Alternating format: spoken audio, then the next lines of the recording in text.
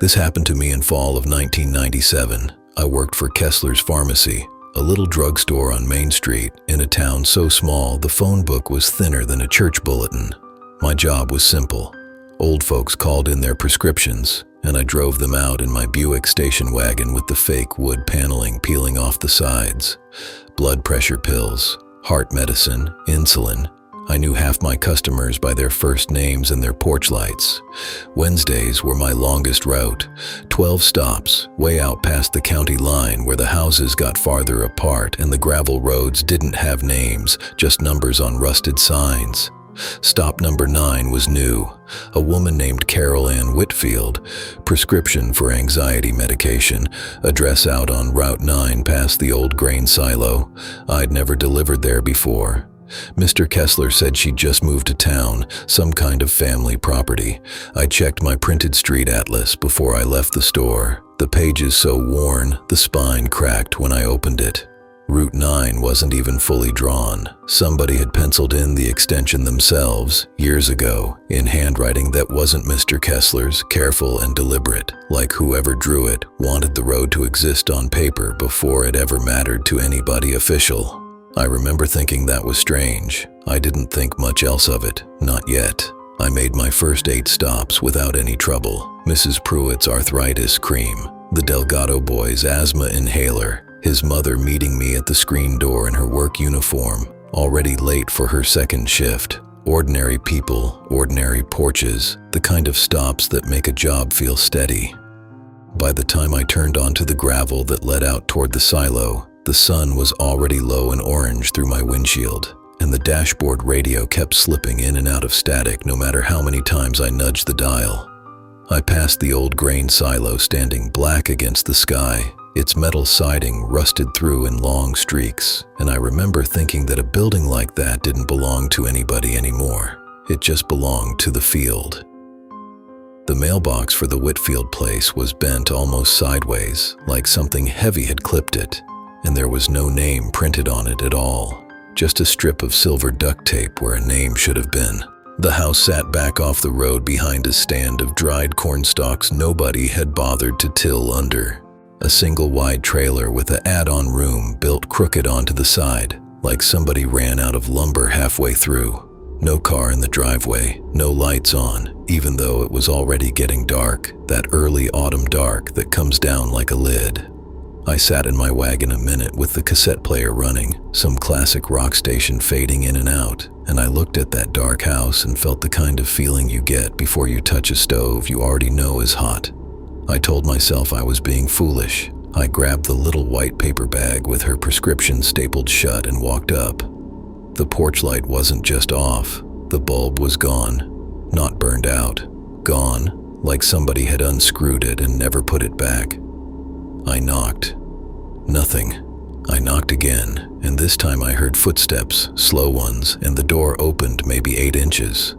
A woman looked out at me through the gap, 30-some years old, hair pulled back tight, wearing a man's flannel shirt that hung off her like it wasn't hers. "You're late," she said, which was strange, because I was right on time. I told her I had her prescription, held up the bag. She reached her hand through the gap, and that's when I saw the bruise on her wrist, dark purple, shaped almost like fingers. She saw me looking. She pulled her sleeve down fast. "Just sign here," I said, and held out my clipboard, more to give her something normal to do than anything else. Her hand was shaking so bad the pen skidded sideways off the signature line. She looked over her shoulder, back into the dark of the trailer behind her, and for just a second her whole face changed. Scared isn't even the right word. It was more like she was listening for something. Then she pushed the clipboard back at me, and I noticed she'd written something extra small, crammed into the corner of the delivery slip where the date usually went. 3 words, "He's still here." I didn't say anything. I don't think I could have if I tried. She shut the door before I could ask a single question, and I heard a deadbolt slide, and then another lock above it, like she had 2 on that door and needed both. I walked back to my wagon slower than I should have. My hands were sweating on the steering wheel. I told myself maybe it was nothing, maybe it was some kind of joke, or maybe I'd misread her handwriting in the dark. But I hadn't misread it. I read it 3 more times sitting right there in her driveway. I had 11 more stops on my route and a delivery bag full of other people's medicine, and I did the only thing I could think to do, which was drive to the Gas and Go 2 miles up the road and use the payphone out front to call the sheriff's non-emergency line, because I didn't think this counted as an emergency yet, and I wasn't sure it did even after. The dispatcher took my information, said a deputy would swing by and check on things when he got a chance, told me not to go back to that house myself. I sat in that gas station parking lot under the buzzing fluorescent lights for a long time. A trucker came in for coffee and a cashier with a name tag that said Debbie rang him up, and everything about that gas station felt so normal it made the last 10 minutes feel like something I'd dreamed. Then the payphone rang. I almost didn't answer it. Nobody calls a payphone back. But something made me pick it up. "Don't come back out here," a man's voice said, low, calm, like he was talking about the weather. Whatever she wrote, forget it. Then he hung up. I stood there holding that receiver until it started making the off-the-hook noise, that flat electronic scream, and Debbie the cashier looked over at me through the window like I'd lost my mind. When I finally set it back on the hook and stepped outside, I glanced across the highway out of habit, the way you do when you're checking for traffic, and that's when I saw them. A pair of headlights, unlit, sitting on the far shoulder where the tree line started. Just idling there in the dark, engine running, nobody in any hurry to go anywhere. How did he know I'd read the note? How did he know which payphone I'd use out of the 2 on that stretch of road? I hadn't told anybody where I was, unless he'd been close enough to watch me dial. I drove the rest of my route that night, checking my rearview mirror more than the road. Delivered blood pressure pills to the Hendersons. Delivered eye drops to old Mr. Furlong, who tipped me $1 and asked if I was feeling all right, because I guess I didn't look it. I didn't sleep that night. Next morning I told Mr. Kessler what happened, and he got quiet in a way that scared me more than anything the night before had. "Whitfield," he said. "That's her married name, isn't it? Not the family name on that property." He went in the back and came out with an old invoice book, flipping pages with his thumb. "That address hasn't had a delivery in 6 years. Not since I sold this place its last order under a different name." He turned the invoice book around so I could see it. Same address, different customer, 6 years back. Name signed, there was Renner, a man's name. I thought about that penciled extension on my street atlas. That little hand-drawn road nobody official had ever bothered to survey, and I asked Mr. Kessler if he knew who'd added it. He studied the signature in the invoice book a long moment before he answered. Said the man who used to live out there had a habit of drawing his own roads into every map he could get his hands on, like he wanted to make sure he could always be found, but only on his own terms, and only by the people he decided should find him. He said the Renners used to live way out there, and then one day they didn't, and nobody in town ever really talked about why, the way small towns don't talk about the things that actually happened. I went by the sheriff's office myself that afternoon on my lunch break, told the deputy at the desk everything, the note, the phone call, the 6-year gap. He wrote it all down slow, like it was a chore. Told me a car had gone out to check the address the night before like the dispatcher promised, and nobody answered the door, and the deputy figured nobody was home. But the porch light bulb was still gone, and her car still wasn't in the driveway, which meant either she'd never had one or somebody had made sure it stayed hidden. I asked around at the diner where the delivery drivers ate lunch, the way you do in a town that small, and Ray, who drove for the feed store, said something that stuck with me. Said a couple months back he'd delivered 50 pounds of dog food out that same road, past the Whitfield place, and past a rusted brown pickup parked half in the ditch with no plates. Said it gave him a bad feeling, and he never mentioned it to anybody because what was there to say? A truck in a ditch isn't a crime, but it was the same road.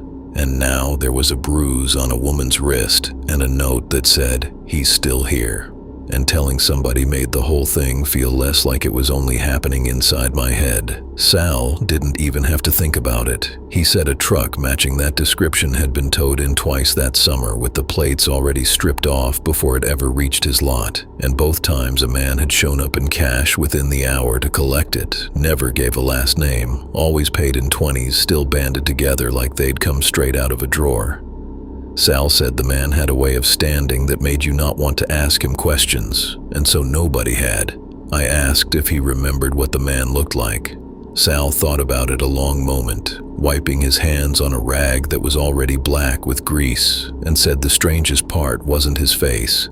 It was that every single time the truck came in with the passenger door dented in the same spot, like it had been kicked from the inside, over and over, by somebody trying to get out.